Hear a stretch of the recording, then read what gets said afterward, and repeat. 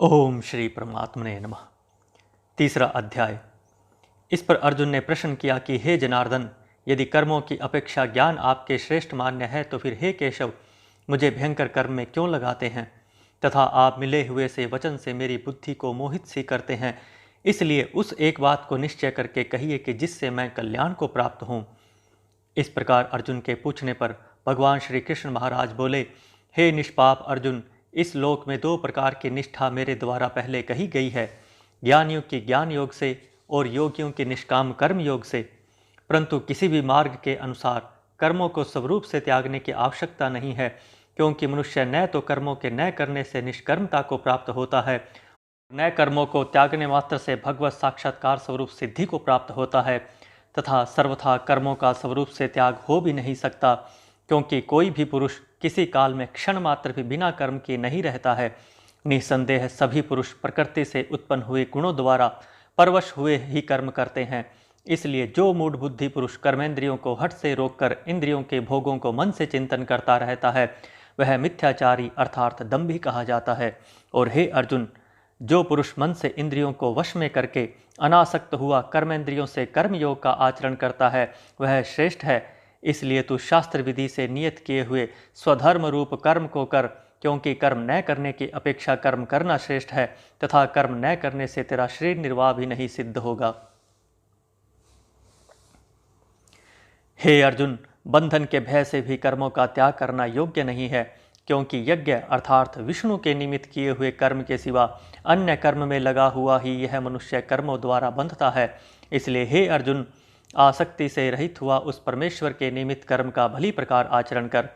कर्म न करने से तो पाप को भी प्राप्त होगा, क्योंकि प्रजापति ब्रह्मा ने कल्प के आदि में यज्ञ सहित प्रजा को रचकर कहा कि इस यज्ञ द्वारा तुम लोग वृद्धि को प्राप्त हो, और यह यज्ञ तुम लोगों को इच्छित कामनाओं के देने वाला होवे, तथा तुम लोग इस यज्ञ द्वारा देवताओं की उन्नति करो और वे देवता लोग तुम लोगों की उन्नति करें। इस प्रकार आपस में कर्तव्य समझकर उन्नति करते हुए परम कल्याण को प्राप्त होगे, तथा यज्ञ द्वारा बढ़ाए हुए देवता लोग तुम्हारे लिए ही बिना मांगे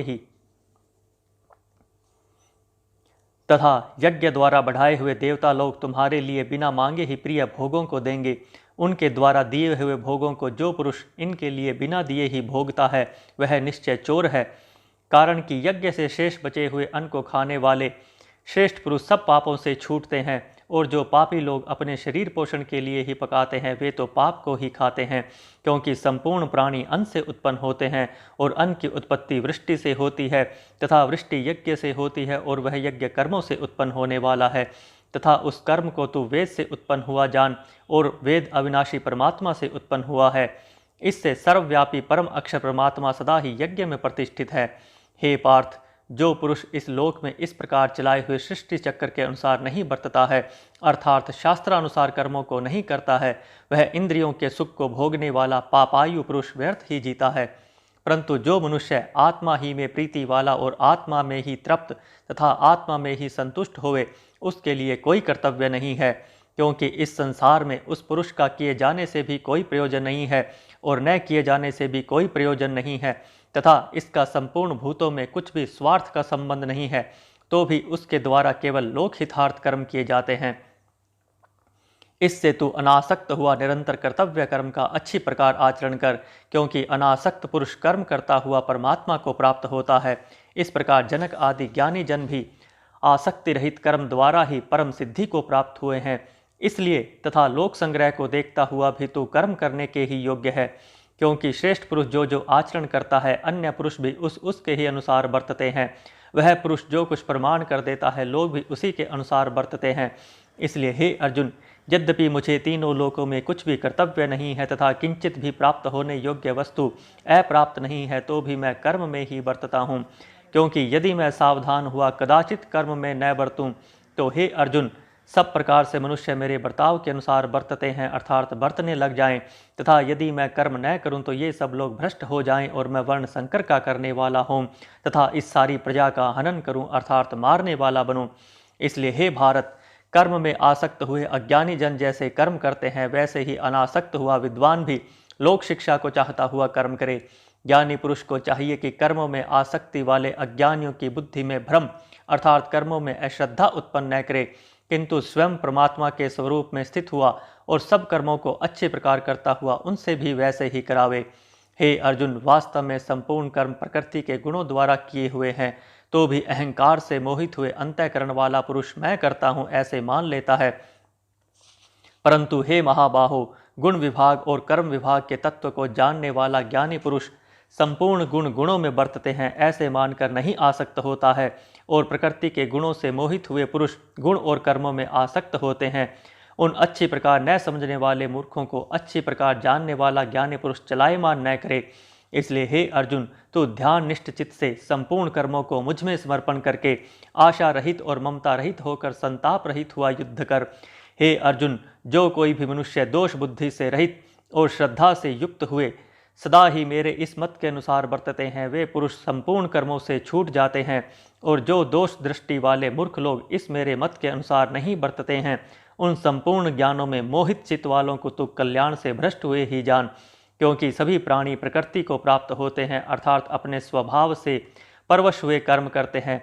ज्ञानवान भी अपनी प्रकृति के अनुसार चेष्टा करता है, फिर इसमें किसी का हट क्या करेगा।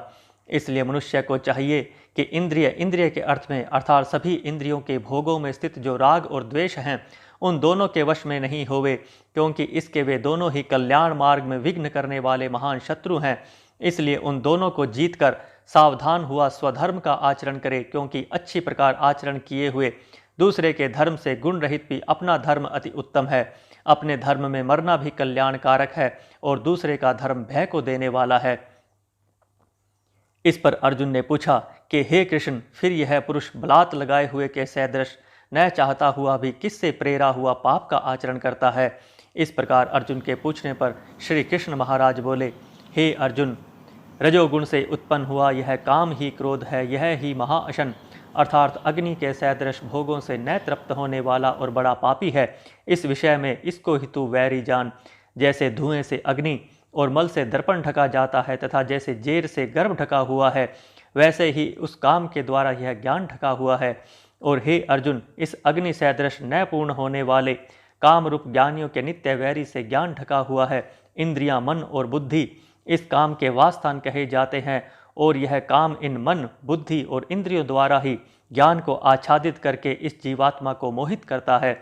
इसलिए हे अर्जुन, तू पहले इंद्रियों को वश में करके ज्ञान और विज्ञान के नाश करने वाले इस काम पापी को निश्चय पूर्वक मार। और यदि तू समझे कि इंद्रियों को रोककर काम रूप वैरी को मारने की मेरी शक्ति नहीं है, तो तेरी यह भूल है। क्योंकि इस